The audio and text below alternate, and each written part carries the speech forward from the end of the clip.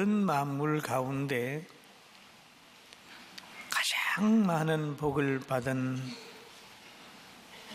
것이 있다면 사람입니다. 하나님이 자기 형상으로 사람을 지으시고 그 창조된 지구 가운데서 에덴 동산을 조성을 합니다. 그래서 거기에 행복하게 살게 만들었어요. 그러면서 명하기를 저 동산 중앙에 있는 나무 선악과는 먹지 말라 그럽니다. 먹는 날에는 정령 죽는다 그랬어요. 하나님께서 금하는 거지요. 그리고 또 한 가지 말씀을 더 하셨는데, 하나님이 아담과 하와에게 복을 주시고 하신 말씀이 생육하고 번성해서 땅에 충만하라, 모든 땅을 지배하라, 그렇게 얘기를 했어요. 두 가지는 하나님의 말씀을 지키고 생육하고 번성하는 것, 그리고 하나님 말씀 따라 사는 것, 하나님이 우리에게 명령하신 겁니다. 그럼 나라는 나라대로, 가정은 가정대로 하나님이 맡긴 일이 있는데 그걸 잘 감당하면 행복해지고, 그걸 잘 못 감당하면 하나님이 주신 그 낙원을 잊어버려요. 선악을 알게 하는 나무실과 먹지 말라고 했는 걸 먹었어요. 그랬더니 그만 에덴 동산에서 쫓겨났어요. 환경이 나빠졌는데 얼마나 나빠졌느냐. 가는 곳곳마다 그 앞에 가시가 엉큼키가 있고 이마에 땀이 흘러야 먹을 것이 되고, 여인들은 해산의 고통을 겪어야 되는 그런 상황에 빠지게 된 것입니다. 그리고 또 한 가지, 하나님은 인간이 죄 가운데 죽어가는 것, 또 죽은 것을 불쌍히 여겨서서 이 땅에 구원자를 보내셨어요. 그 구원자가 예수 그리스도입니다. 할렐루야. 예수 그리스도예요. 그래서 예수님 안에는 희망을 말할 수 있고, 오늘날 한국이 어렵다 해도 교회가 있기 때문에 희망이 있는 거예요. 믿습니까? 오늘 본문에 보면 사도행전 16장에 바울 사도가 저 빌립보라고 하는 동네에 갔습니다. 갔더니 저 많은 귀신 들린 여자가 있었습니다. 그런데 그 여자를 통해서 돈을 버는 사람이 있었습니다. 그런데 귀신 들린 사람이 바울 사도를 알아보고 따라다니면서 이 사람은 하나님의 거룩한 사람입니다 라고 말을 계속해서 합니다. 또 하나님의 종으로 구원하기 위해서 오셨습니다 그랬어요. 그럴 때 바울 사도가 그 말을 너무 자주 들으니까 마음이 괴로워서 예수님의 이름으로 귀신을 쫓아내버렸습니다. 그 일로 인하여 돈 좋아하는 사람들, 이 귀신 들린 여인을 통하여 돈을 버는 사람들이 너무 화가 나서 이 공권력과 짜고 바울과 실라를 두들겨 패고 감옥에 가두었습니다. 감옥에 가두었는데 그 감옥 속에서도 바울과 실라는 좌절하지 않고 기도했습니다. 열심히 기도했더니 옥터가 움직이고 옥문이 열렸어요. 할렐루야. 놀라운 거지요. 그리고 간수가 그 환경을 보고 그 앞에 와서 무릎을 꿇습니다. 선생들아, 우리가 어떻게 하여야 구원을 얻느냐고 그 앞에 무서워 떨며 있었습니다. 그럴 때 예수님께서 그 말씀하시는 것, 예수 그리스도가 구주라고 하는 걸 바울 사도가 전했습니다. 주 예수를 믿어라, 그리하면 너와 내 집이 구원을 얻는다 그랬어요. 할렐루야. 구원은 예수 그리스도를 통하여 얻어지는 거지요. 그렇게 말했어요.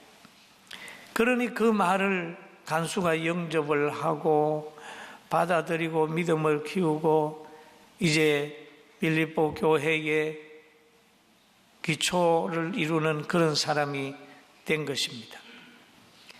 그런데 바울 사도는 또 그 동리를 떠나가지고 감옥에서 나가서 다른 사람들을 위로하고 그 동리에 나가서 어디로 가느냐? 데살로니가라고 하는 동네로 복음 전하러 갑니다. 오늘 이 데살로니가 교회는 성경 강론으로 인하여 세워졌다. 성경 강론. 이게 그러잖아요. 그 중에 어떤 사람 곧 경건한 헬라인의 큰 무리와 적지 않는 기부인과 건함을 받고 바울과 실라를 따르나 그런 말 있죠. 경건한 헬라인 큰 무리가 바울과 실라를 딱 따랐어요. 이게 이제 개척 멤버가 되겠죠. 교회나 사회나 간에 기존 자리 잡은 사람들이 누구냐에 따라서 그 단체나 가정이 다를 수도 있어요. 그런데 말씀 위에 교회가 세워지는 건 흔들리지가 않아요. 그 주님 말씀하셨어요. 베드로가 예수님을 바르게 고백하잖아요. 주는 그리스도시요 살아계신 하나님의 아들입니다. 딱 고백을 하니까 예수님이 대답하기를 시몬아 너가 복이 있도다. 이는 내게 알게 한 일은 혈육이 아니요 하늘에 계신 내 아버지시니라. 내가 너에게 이르노니 너는 베드로라. 내가 이 반석 위에 교회를 세우리니 음부의 권세가 이기지 못하리라. 할렐루야. 여러분 설교 말씀을 듣고 신앙생활하는 사람은요 잘 흔들리지가 않아요. 친구나 누가 끄는 데서 환경에서 때문에 신앙생활을 한 사람은 환경의 지배를 받으나 하나님의 말씀을 탁 붙들고 신앙생활하는 사람은 안 넘어져요. 믿습니까? 믿습니까? 제일 안전한 사람이 누구냐? 성경 보고 말씀 듣고 신앙생활을 하는 사람은 그 신앙이 환경에 의해서 흔들리지 않습니다. 그 신앙은 반석 위에 세워진 신앙이. 할렐루야. 아멘. 그리고 경건한 헬라인과 기부인들이 바울과 실라를 따르게 되니까 그 당시에 유대인들이 시기가 났습니다. 시기가 생겼어요.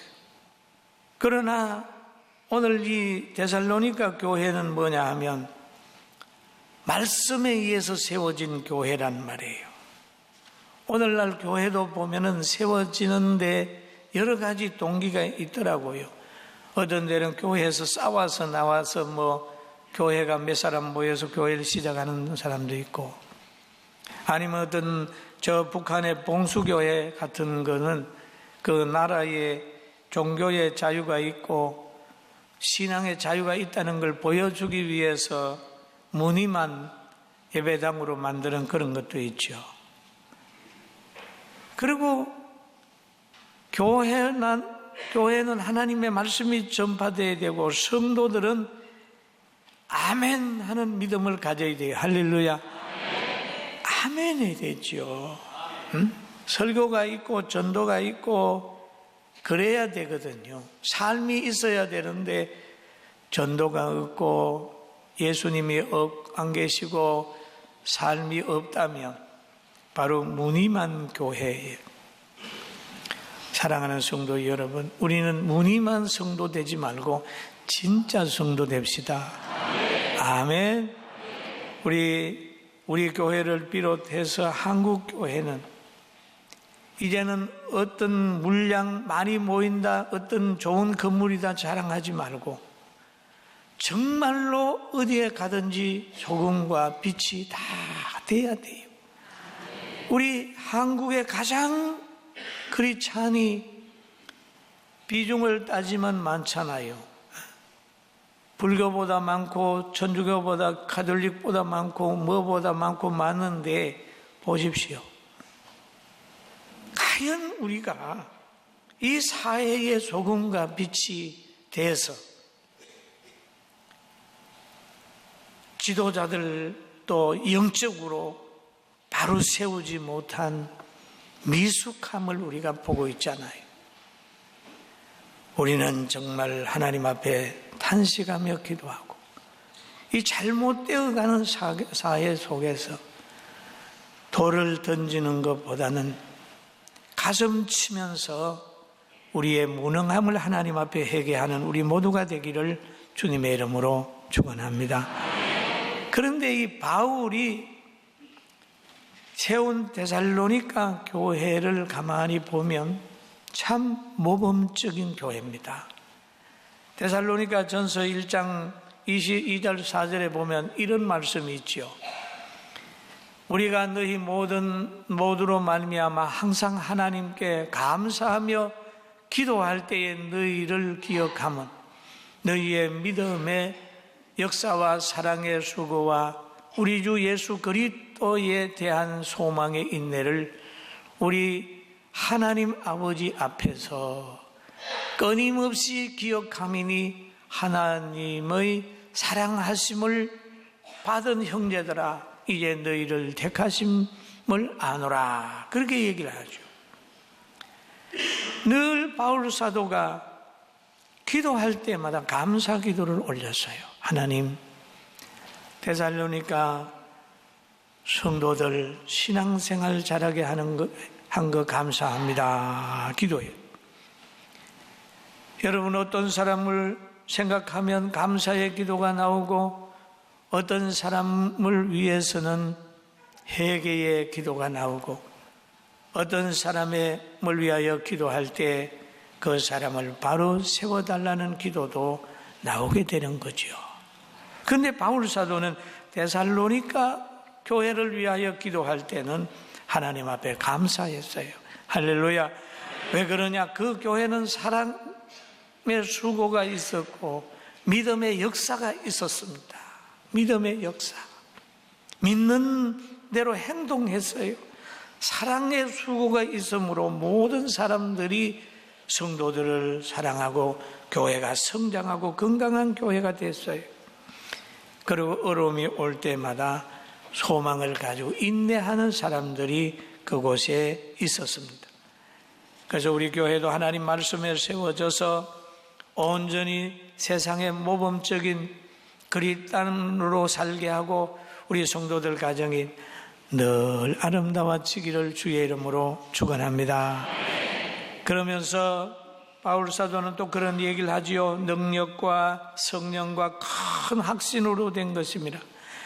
우리가 너희 가운데서 너희를 위하여 어떤 사람이 된 것을 너희도 아는 바와 같으니라. 참 이것을 보면 바울 사도가 모범을 보이면서 신앙생활을 잘 한 부분들이 보여지는 거예요. 사랑하는 성도 여러분, 우리들도 어디에 가든지 기도하고 감사하면서 하나님께 영광 돌리며 삽시다. 할렐루야. 그리고 복음 전파되는 곳에는 항상 박해가 있을 수 있다. 그렇죠. 사도행전 17장 5절에 보니까 유대인들은 시기하여 저자의 어떤 불량한 사람들을 데리고 때를 지어 성을 소동케 하여 야손의 집에 침입하여 그들을 백성에게 끌어내려고 찾았으나 그 말이죠. 시기하여 바울과 실라를 시기했어요. 시기하는 사람들은요, 자기보다 나은 것을 용납을 안 해요. 정치하는 사람이 시기가 많고 믿는 사람도 시기가 많고 시기 많아. 여러분, 우리는 시기하는 사람이 되지 말고 사랑하는 사람이 됩시다. 아멘. 우리 옆 사람 보고 그래, 시기하는 사람 되지 말고 사랑하는 사람이 됩시다. 예, 사람 속에는 참 시기가 엄청 많아요. 이게 시기를 빼려고 엄청 노력을 하는데 여러분도 시기 좀 뺍시다. 그런데 어떤 사람 사촌이 땅 사면 뭐 아파요? 배 아프면 안 되는 거죠. 그 집에 가서 밥 한 그릇이라도 제대로 얻어먹고 와야 되지. 막 시기하고. 시기하는 사람들이 율법을 모르는 사람이 아니고 아는 사람입니다. 유대인들이 시기하는 거예요. 그냥 예수님을 시기했고 바울 사도를 시기했고 바울 사도를 영접하는 사람들을 시기했고 또 은혜 받은 사람들을 막 공격했어요. 이 불량한 사람들은 함부로 사는 사람들인데 돈과 환경에 좌우되는 사람들입니다. 우리나라 사람이 지금 저 필리핀이라는 동네 가서 많은 사람들이 지금 테러를 당하는 걸 보는 거예요. 알아보면은 돈 받고 사람 테러하는 사람들이 있다고 그러는 소리를 듣습니다. 다 그런 것들이 불량배들입니다. 불량배들. 돈에 좌우되는 사람들. 과거에 로마 가톨릭이 속죄표 팔아가지고 성전 짓고 용병 사서 싸우는 거죠. 돈에 좌우되는 사람들. 우리는 돈으로 사람을 사거나 또는 팔려다니지도 말고 날마다 진리 전하면서 살아갑시다. 할렐루야. 그러면 이 시기자들이 불량배를 동원해가지고 박해한 사람이 누구냐 하면 사도행전 17장 이제 7절에서 9절의 말씀인데 우리 한번 같이 봅니다. 야손이 그들을 맞아 들였도다. 이 사람들이 다 가이사의 명을 거역하여 말하되 다른 임금 곧 예수라 하는 이가 있다 하더이다 하니 무리와 업장들이 이 말을 듣고 소동하여 야손과 그 나머지 사람들에게 보석금을 받고 놓아주니라 그랬습니다. 예수님을 전했는데 만왕의 왕이신 예수님을 전했는데 이걸 정치범으로 모는 거예요. 가이사를 거역을 하게 되고 새로운 왕을 전한다. 그렇게 해버리니까 여기에 업장들은 또 소동하는 거지요. 소동하게 되고 또 그 일을 행한 사람들에게 이제 벌금을 받고 그들을 낳아주는 부분들이 오늘 본문의 내용입니다. 성경을 해석하고 예수 그리스도를 전할 때 때로는 정치적인 색깔로 오해받을 때도 있는데 이런 오해를 하는 사람이 불행한 거예요. 하나님의 말씀을 들으면서 예수 그리스도를 딱 바르게 보고 어디로 가든지 주님 편에 서기를 주의 이름으로 축원합니다. 이제 요즘에 어떤 직장 선교에서는 그런다 그러더라고요.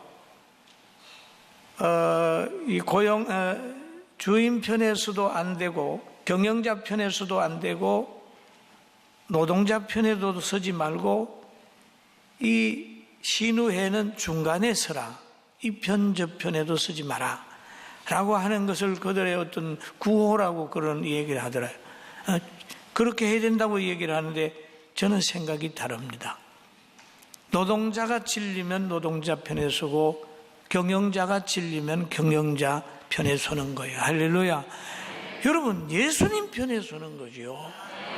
그래야 나라가 달라지는 거예요. 뭐 눈치 보고 뭐 나중에 뭐 정권이 바뀌면 어떻게 되고 어떻게 눈치 보다가 보면 아무것도 못해. 소금은 소금이어야 되고 빛은 빛이어야 되는 거죠. 믿습니까? 자기하고 관계가 있다고 해서 넘어가고 자기하고 감정이 있다고 해서 또 이상하게 가고 그러면 안 되는 거죠. 여러분은 어디로 가든지 간에 의 정의 편에 서는데, 정의도 세속적 정의가 아니라 하나님의 말씀에 근거한 그 정의 편에서 생활하고 서게 되기를 주님의 이름으로 축원합니다. 축원합니다. 그래야 나라가 달라져요. 그래야 직장에서도 우리가 딱 신우회를 하면 예수님 편에 서 있어야 불의를 하는 사람들이 볼 때 저들은 의의 편이야, 의식을 하는데 이 편 저 편도 안 되면 가운데 붕 뜨는 거죠. 우리 여러분이나 저나 한국교회가 너무 이렇게 가운데 서다가, 요즘에 강단마다 그럴 겁니다. 대통령이 잘못했다. 잘못했어요. 회개해야 됩니다. 틀림없이 회개해야 됩니다. 지금 교회를 만약에 세금을 한다 하면 나중에 세무조사 해버리고 만약 그런 상황이 온다면 교회는 영적 기관이 아니라 그 비영리 단체가 돼버리는 거예요. 여러분, 비영리 단체 우리도 합니다만은 다 감사받고 그러려고 하면 기도가 필요합니까? 교회 손대는 정권은 어떤 사람이나 정권이나 간에 망하게 돼 있어요. 조심해야 돼요. 회개해야 돼요.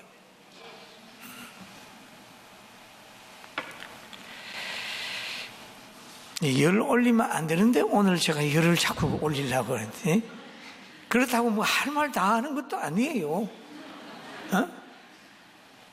이건 내 얘기가 아니고 바벨론 왕 느부갓네살 왕이 저 예루살렘에 가서 아주 성물 갖다가 자기 신당에 갖다 놓고 했던 거를 그 후손인 벨사살 왕이 파티하면서 그거 가지고 술 마시다가 하나님이 달아보니까 건대가 안 나가서 그냥 그 정권이 끝난 거예요. 여러분이 힘이 있다고 해서 종교기관을 갖다가 세속의 정치가 손대면 그건 크게 하나님의 살아계심이기 때문에 징계를 받을 수 있으니까 여러분, 거기에 일하는 공무원도 조심해야 되고 대통령도 조심해야 되고 장관도 조심해야 되고. 내가 틀린 말 했어요? 옆 사람 조심합시다. 힘 있다고 해가지고 그렇게 하나요? 여러분, 교회는 절대 망하지 않습니다. 믿습니까?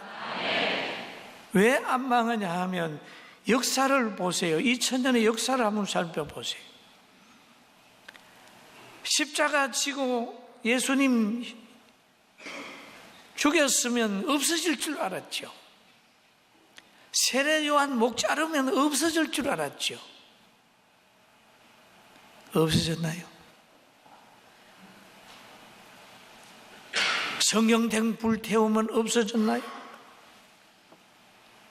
저 대동방병에 복음사라로 오는 사람 죽였다고 해가지고 복음이 안 들어왔나요? 박해하면 할수록 하나님의 교회는 강해지고 성도는 강해지되 박해하는 사람이 망한다는 거예요. 우리는 나라를 사랑하기 때문에 나라가 망할까봐, 교회에 무슨 손해가 있어서 그런 게 아니라 나라가 망할까봐 하는 거예요. 아이들이 전기 줄에 손을 대는 거 못되게 해요. 못되게 하는 이유는 전기 따랄까봐 못되게 하는 거 아니?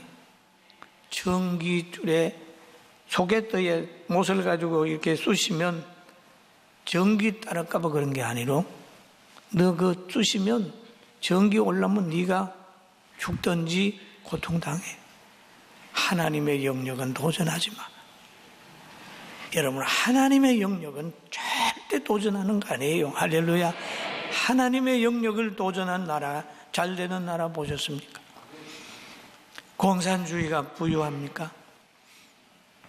동서독을 비유해봐도 믿음 있는 나라가 통치했던 곳하고 믿음 없는 곳이 통치했던 나라하고 사람들이나 그 경제적인 거 한번 보라고요.